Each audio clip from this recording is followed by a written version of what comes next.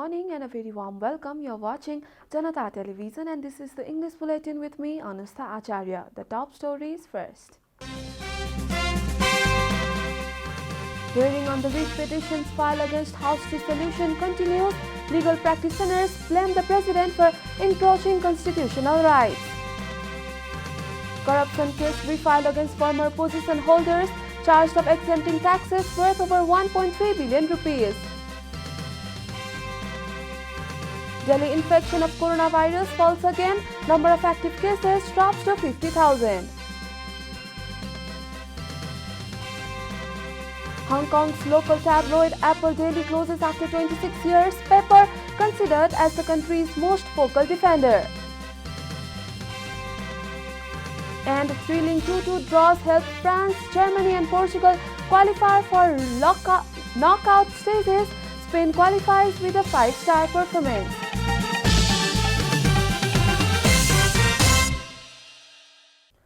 And now the news in detail.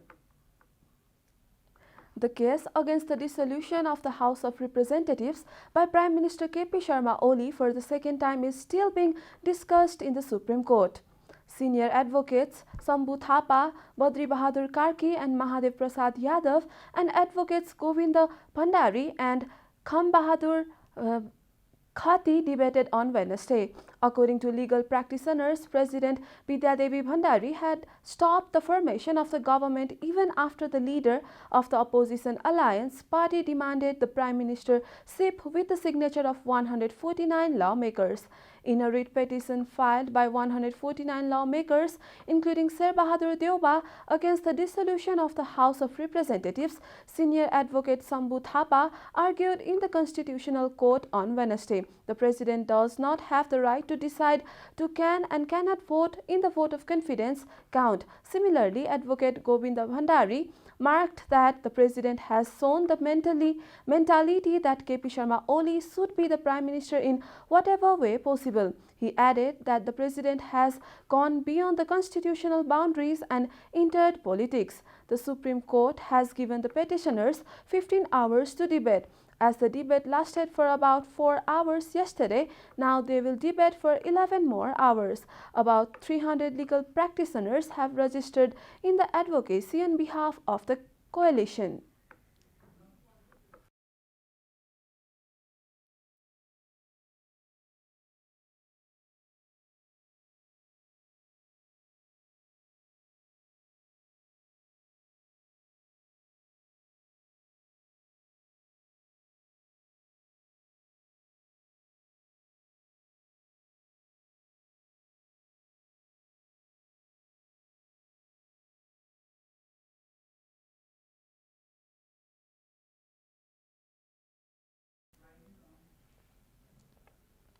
The Commission for Investigation of Abuse of Authority has refiled a case in a Supreme Court against the officials of the Tax Evasion Commission 2071 BS.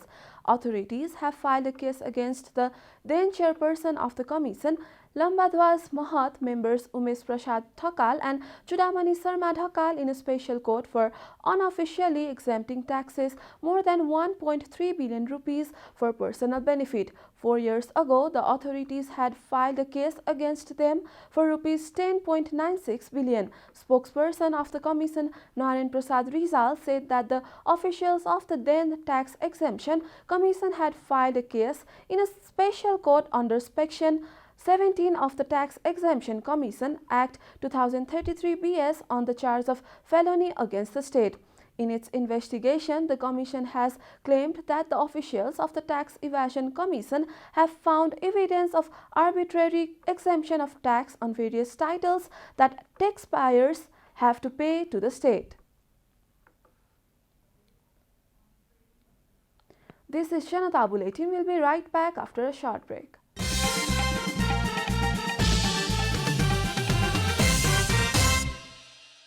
Welcome back after the break. We continue with other national news. Delhi infection of coronavirus has dropped following the confirmation of 1,511 new cases yesterday. A report. The government yesterday confirmed 1,511 new cases of coronavirus across the country. Daily infection was 3,703 a day earlier. The total cases of coronavirus in the country have climbed to 627,854, while the number of active cases has dropped to 50,520 from the overnight tally of 52,648. According to the Ministry of Health and Population, altogether 568,440 infected persons have tested negative for the disease in the country following the recovery of 3,558 patients yesterday. Coronavirus claimed 81 more lives across the country, taking the death toll to 8,894.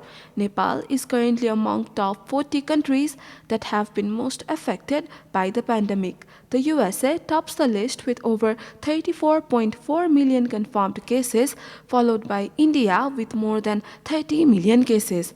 Coronavirus has infected more than 180.1 million people across the world and claimed over 3.9 million lives.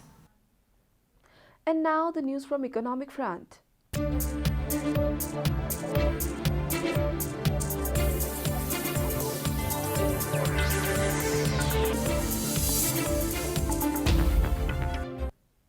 The Nepal Oil Corporation has increased the fuel prices yet again.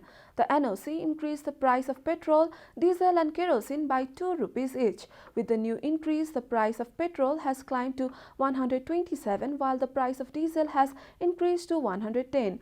The prices of aviation fuel for domestic flights also increased to 82 rupees per litre while the price of fuel for internal flights increased by $20 to reach $735 per kiloliter. NOC has referenced the increase in fuel prices in the international market as the reason for its decision to increase the price. The corporation has also said that the fuel prices might increase again in the future with the devaluation of the Nepali currency against the American dollar. Time for a short break here at Janata Bulletin. Stay tuned for international news.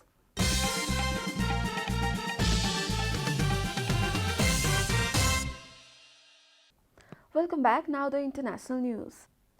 Apple Daily, Hong Kong's pro-democracy tabloid, has been shut down starting Wednesday afternoon. Over its 26 years in print, Hong Kong's Apple Daily, into a newspaper unafraid to be openly critical of the Chinese state and a standard barrier for the pro-democracy movement. Its role as one of the Hong Kong's most vocal defenders won fans but also contributed to its eventual demise. Last year, its outspoken founder Jimmy Lai was arrested and jailed under a string of charges just months after the imposition of a new national security law, and last week the authorities said reports by the paper had breached the national security law. They froze its bank accounts and arrested key staff members. Apple Daily announced it was choosing on Wednesday afternoon, signaling both the end of Hong Kong's largest pro-democracy paper and a border journalistic era. You are watching Janata Bulletin, and now the latest from the world of sports.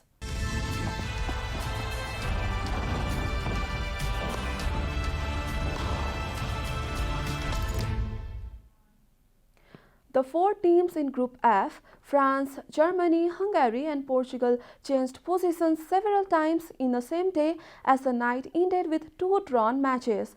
Cristiano Ronaldo scored the first and the last goal of the match against France through penalties as he equaled the men's all-time international goal-scoring record of 109 goals. France scored their 2 goals through Karim Benzema, who also broke a 6-year goal drought with France. The match ended 2-2 with France qualifying as the group leaders and Portugal qualifying as one of the best third-place team. Germany's second-half substitute Leon Goretzka scored a crucial goal late on to help his side secure a draw and qualify as group runners up to knockout stages. Adam Shalai scored early for Hungary and Kai Havertz's equalizer was cancelled within 2 minutes by Andreas Kaufert. The match eventually ended 2-2 after Goretzka equalizer and helped Germany secure the place in last 16. In Group E, Spain defeated Slovakia by 5 goals to qualify as group runners-up, finishing with 5 points. Sweden finished Group E as winners with 7 points, securing a late win against Poland. The knockout stages of the European Championship will now begin on Saturday, with Wales taking on Denmark. We are at the end of Janata Bulletin, and the headlines once again.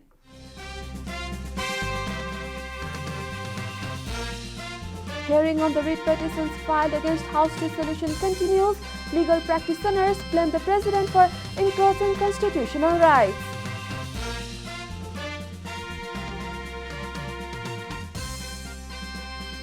Corruption case refiled against former position holders charged of exempting taxes worth over 1.3 billion rupees.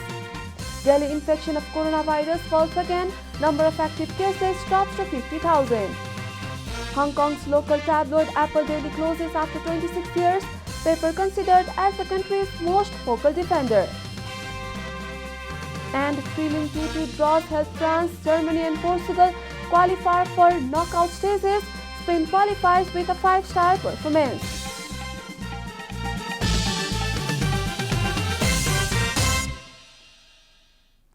And that's all from the English News Desk for today. You can follow Janata Television and our programs on various social media platforms, including on our website janatasamachar.com. Keep watching Janata Television. Namaste.